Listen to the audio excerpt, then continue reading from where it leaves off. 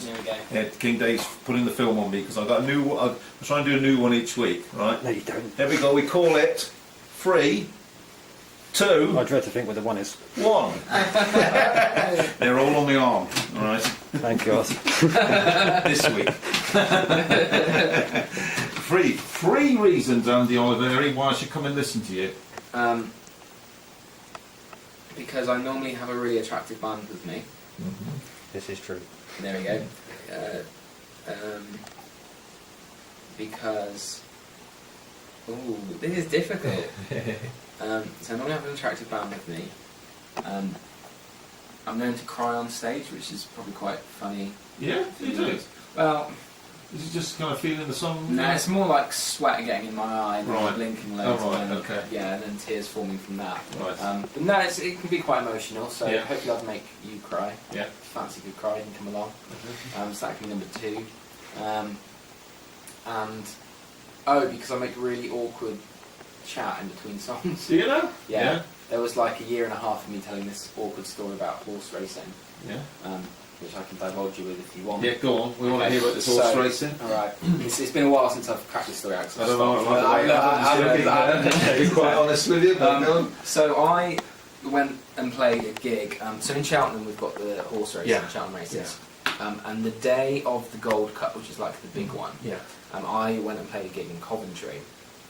And I've always said this, but Coventry crowds seem to be really quiet. Really nice crowds, but really quiet. So like if I do the sort of banter in between the songs, they don't always understand me. So I thought I'll put a bit of a twist on it, because there's a song in the set called "She Bet Some Wild Horses." And I thought this is perfect. And I thought this out on the way up in the car. And I thought this is great. Horse racing in Cheltenham. She bet some wild horses. I'm going to say this little thing, and I'm going to look so funny. People are going to laugh, and I'm going to get them on side, and then Coventry, here we go, we can be friends. So I would do this thing where I said to them, I was like, I'm from Cheltenham. Has anybody been to Cheltenham? Sort of a unanimous no. Does anybody know what Cheltenham's famous for? And after sort of like girls' college, and basically every answer that wasn't horse racing, someone chimed up with horse racing. I was like, yes, horse racing. And then I gave them a bit of a speech about how I put some money on the horse. I don't really bet on horses, I don't really like it. But put some money on the horse and lost.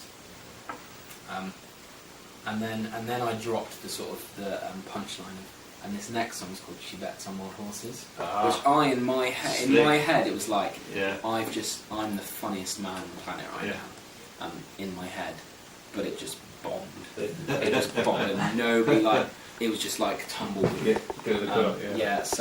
But that didn't stop me for a year and a half at every gig doing the same thing. But did it bomb at every gig? Yeah. It bombed at every gig to the point where I wouldn't tell the joke at the gigs. I would tell this story about me thinking I was funny, and me telling the story about how unfunny I am got more laughs than me telling the story. That makes sense. But we played in Banbury. Yeah. Was it Banbury? Yeah. We played in Banbury a couple of months ago, and I kind of dropped the whole story thing, and like a couple of people laughed, which is the first time it's ever happened, and I was on stage going wild. I was like, yes, people think I'm funny. Like, and everyone else in the band was looking at me going, oh no, someone's finally laughed at him. But then we've decided since that gig, as I've got a laugh out of it, it's no longer the time to tell the story anymore. So, quit whilst in the house. That's the last time you'll ever hear it, folks. Yeah, so I'm quite awkward in between songs, so that's another reason to go. 2. I'll give you 2 each. Okay. 2 people, dead or alive, you'd like in your band. Oh, okay.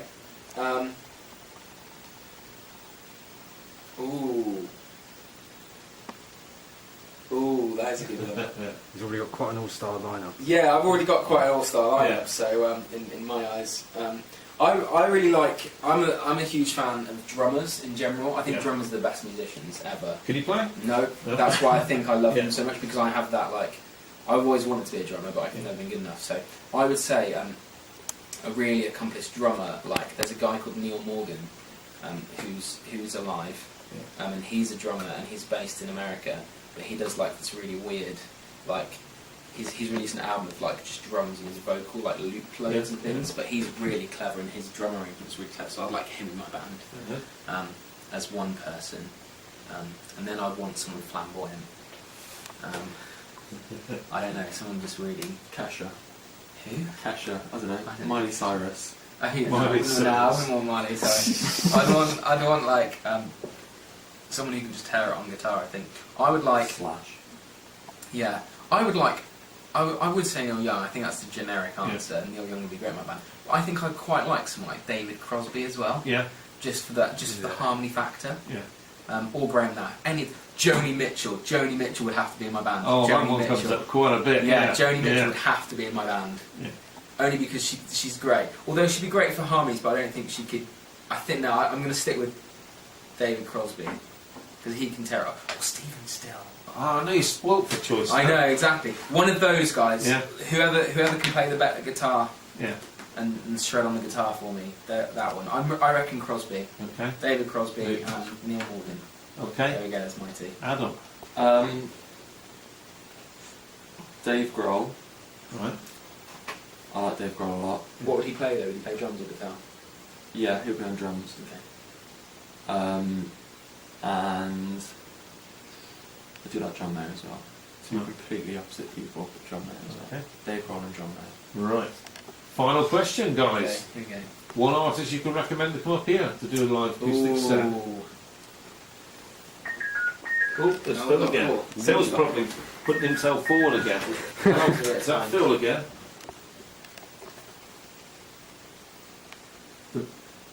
The best guitarist Elvis Presley. Oh. He's saying. Plonkers? Oh, David Crosby, a plonker. Oh Phil. no! Did you ever go and see him? Where did you see him? Birmingham several times. Who's this, David Crosby or Elvis? I didn't think Elvis had been over here.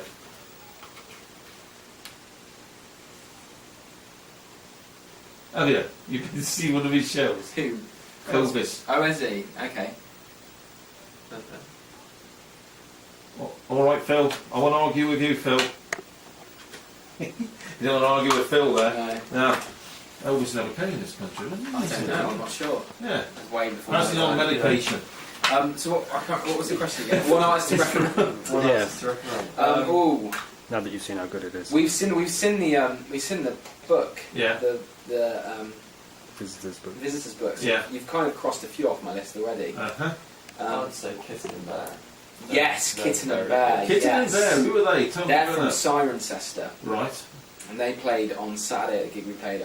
Brother and Sister, right, hauntingly beautiful. Yeah, they're So great. Yeah, Kitten and Bear. That would be my one, I think, right. as well. Okay. Anyone Kitten else? and Bear would Cadbury's Cadbury's Sisters, close to Sisters my as well. heart. Yeah, so we're chasing Try to get the Cadbury's. I would say Boat Tour as well, but you've had those guys Yeah. in. Yeah. I think that's pretty. Cool. And Well, hot thanks for coming up pizza. tonight, Thank mate. you for having me. Appreciated it. Really Full appreciate it. coming up. It's been great. Final tune for us? Yeah. So this one's the single that we put out Right. over last year. And if anyone out there is on the YouTube, Yeah. on the YouTube, there's a video we put out for it as well that features Mary Cadbury Right. from the Cadbury Sisters. But it's a bit of a scary. Is it now? It's not that scary. Frolicking about in the woods. Yeah, it's Yeah. Mary Cadbury frolicking about in the woods essentially. But if you can find it, it's called A Heart That Sings Right. Can Never Bleed. Okay. And then if you just type that into YouTube and the video will come up. But I'm really proud of that video. Yeah. Where did you make it? Yeah. Made it in the Forest of Dean. Right. And it's literally, I don't want to spoil it too much for anybody who might watch it, but we went to the forest for the day to go and record this. We had this whole idea planned out, and we got there and it was absolutely tipping it down. We were limited to how much we could do in the forest. We would sort out this location, it looked great. So we were kind of panicking, we were like, oh no, we need to get this video done by, so we've got deadlines to do the video, and it's not going to be done. It's raining, Mary's going to get wet, like what we're going to do, we've got all this expensive camera equipment for the day. And then I was kind of with the director Miles, and we're just like, well, why don't we just do it so Mary effectively walks at the camera. does that, and then you see something at the end again. I won't spoil it. I'll tell you when we're off air. But something happens at the end of the video essentially, and we kind of planned it so Mary would start from right back in the forest, and then she'd like walk out the camera. Yeah. And to start with in the video, you just see this white dot sort of going across the screen, and then as the song goes on, the dot gets closer, and you realise that it's actually a woman. And then by the end of it, you see that it's Mary, and she comes in and sings the last line or the last verse, which she does on the single anyway. And then you see something at the end, which again I won't tell you. Ooh, something happens at the end. But considering we kind of thought that up, split second, did it in like the first or second take. So it literally took what was going to take all day in the rain. Took about 20 minutes. Cool. And then we packed and went home. Right. And then played a gig that night, I think. So. Okay. So what's the song called again? A Heart That Sings. Right. Can Never Bleed. It's a really long, pretentious title. We will look that up later and watch it.